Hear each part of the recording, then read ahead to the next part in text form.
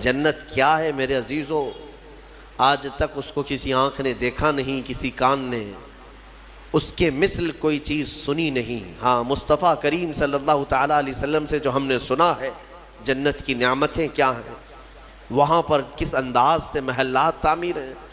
ایک ایک محل جو جنتیوں کو دیا جائے گا، اس کی دیواریں ایک سونے کی اینٹ سے، ایک چاندی کی اینٹ سے اس طرح تعمیر کی گئی ہیں، زمین مکمل نرم زعفران سے، اور گھر محلوں کے اندر جواہرات، یاقوت، زمرد، لؤلؤ اور نہ جانے مرجان، کون کون سے قیمتی پتھروں سے محل کو سجایا گیا ہے۔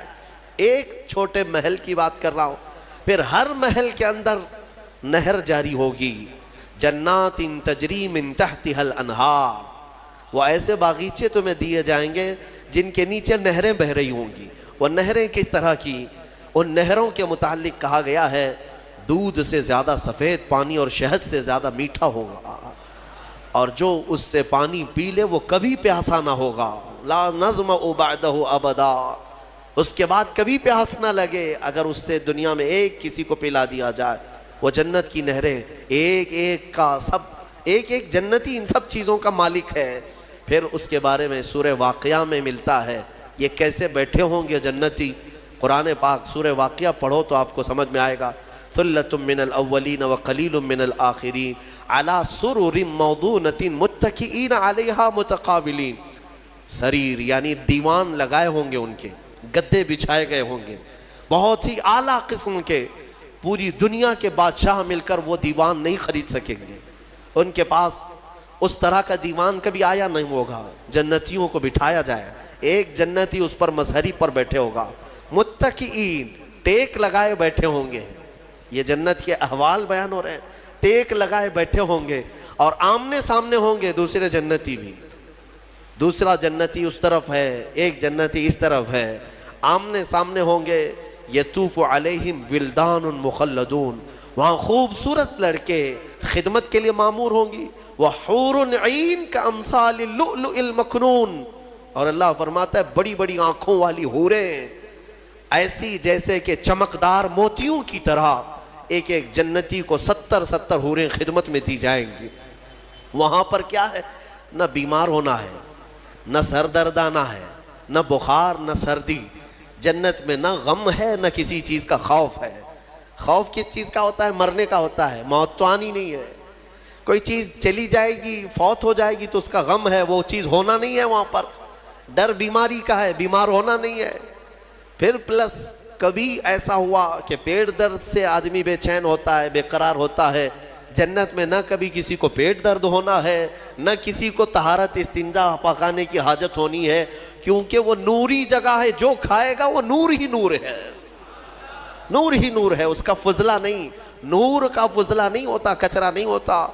تو جنت میں کسی چیز کی فکر نہیں، اسی لیے قرآن میں جگہ جگہ اللہ نے فرمایا لا خوف علیہم ولا ہم یحزنون، نہ ان پر کسی چیز کا خوف ہوگا نہ کسی چیز کا غم ہوگا۔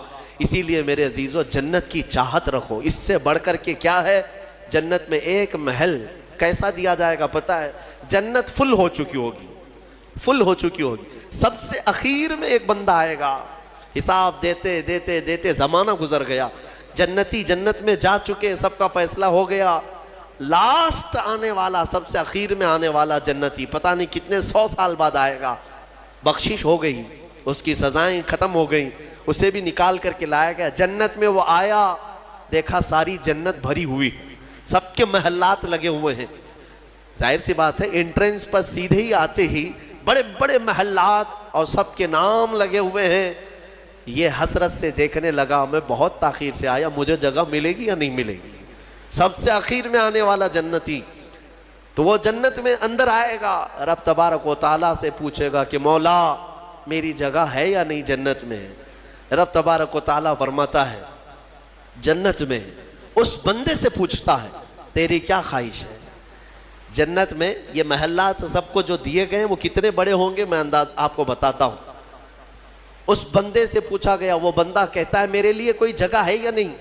اللہ تعالیٰ فرماتا ہے اے بندے تو دنیا سے آیا، دنیا میں رہا، زمین پر رہا، زندگی گزارا، وہاں سے آیا، اب تیرے لیے جنت ہو گئی، پوری دنیا جتنی بڑی تھی کیا اتنا بڑا محل تجھے دے دوں؟ جنت میں اتنا بڑا ایک محل تجھے دے دوں؟ وہ خوشی سے مولا کی بارگاہ میں اچھلنے لگا، مولا اتنا بڑا محل، اگر اتنی بڑی نعمت مجھے مل جائے تو کیا کہنے؟ رب تعالیٰ فرماتا اے بندے کیا تو اس بات پر راضی ہے کہ دنیا کے برابر 2 دنیا برابر میں ایک محل دے دوں؟ دگنا، دنیا جتنی بڑی ہے اس سے بڑی۔ وہ بندہ خوشیوں سے جھومتا جا رہا ہے، یہاں تک کہ رب تعالیٰ اضافہ کرتا جا رہا ہے۔ حدیث پاک میں ہے اللہ تعالیٰ نے فرمایا کہ پوری دنیا کے برابر 3 گنا بڑا محل تجھے جنت میں دے دوں۔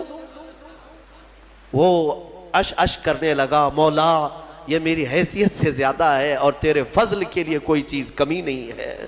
پھر مولا تبارک و تعالیٰ حکم دے گا کہ اس بندے کو جو دنیا سے آیا سب سے اخیر میں آیا، پوری دنیا کے برابر 3 گنا بڑا کر کے اسے محل دیا جائے۔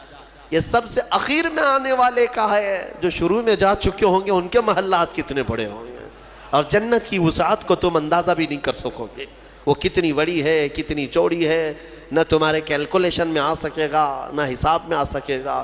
جنت کو کس قدر پھیلایا گیا ہے میرے عزیزوں۔ اب نعمتیں ایسی ہیں کہ اللہ تعالیٰ فرماتا ہے جنتی جب جنت میں جائیں گے کلما رزقوا فیہا من ثمرۃ رزقا قالوا ھذا الذی رزقنا من قبل، جس چیز کی خواہش ہوگی نا وہ ان کا کھانا وہاں سامنے رکھا ہوگا۔ پھل کھانے کی خواہش، وہ جو کھانے کی خواہش کریں گے جنتی وہ وہاں پر خدمتگار جنت میں لا کر ان کے سامنے رکھ دیں گے۔ اور فرمایا گیا کہ ہر بار ایک ہی قسم کے پھل کی طرح شکل ایک ہی ہوگی اور مزے الگ الگ ہوں گے، ایک ہی چیز لائی جا رہی ہے۔ تو جنتی ہو سکتا ہے آپ نے سیب کھانے کی خواہش کی، لایا گیا، بعد میں کیلا کھانے کی خواہش کی گئی، پھر ویسے ہی سیب کی طرح ہی شکل لائی گئی، پھر بعد میں آپ کو گوشت کھانے کی خواہش ہوئی تب بھی سیب کی طرح ہی چیز لائی گئی۔ تو جنتی کہیں گے کہ یہ کیا ہے، جب جب ہمیں رزق دیا جا رہا ہے ایک ہی طرح کا دیا جا رہا ہے؟